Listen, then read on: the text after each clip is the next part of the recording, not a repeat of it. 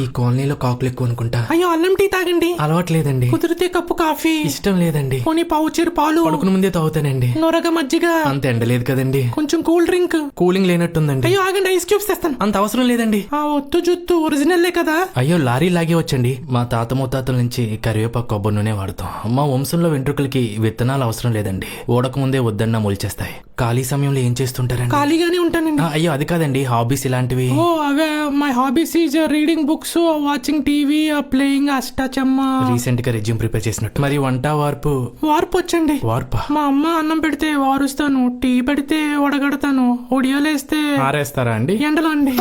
మరి ఇంటి పనులు, ఇల్లు ఉడ్చడం, గిన్నెలు తోమడం, బట్టలు ఉతకడం ఇలాంటి అవన్నీ మా పని మనిషి చేస్తుందండి. పని మనిషితో పెళ్లి చూపులు కావాలా? ఉండండి పిలుస్తాను, పక్కింట్లోనే ఉంటది. ఆగండి, అలా కట్న కానుకలు ఏమైనా కోరుకుంటున్నారా? చిచి అలాంటివి నాకు వద్దండి. ఏమైనా ఉంటే మా అమ్మ పేరు మీద రాసేయండి. కానుకలు ఏమైనా ఉంటే మీ నాన్న పేరు మీద రాయాలా?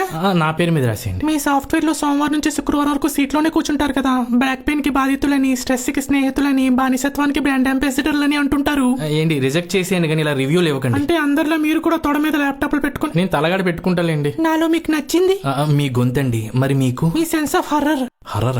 హనీమూన్ ఎక్కడ ప్లాన్ చేస్తున్నారు? అంటే మీరేం ప్లాన్ చేయకపోతే ఎత్తైన ప్రదేశానికి వెళ్దామండి. పెళ్ళైన వెంటనే పిల్లల ప్లానింగ్. అంటే పెళ్లికి ముందు కుదరదు కదండి. మీలో ఈ సెన్స్ ఆఫ్ హర్రే నాకు నచ్చింది. అబ్బా అందగాడు. ఈ కాకులు కావు కావు ఉంటున్నాయో కాషం చేస్తున్నాయో అర్థం కావట్లేదు. టీలో మేగడుందా? అబ్బా తాగేద్దాం.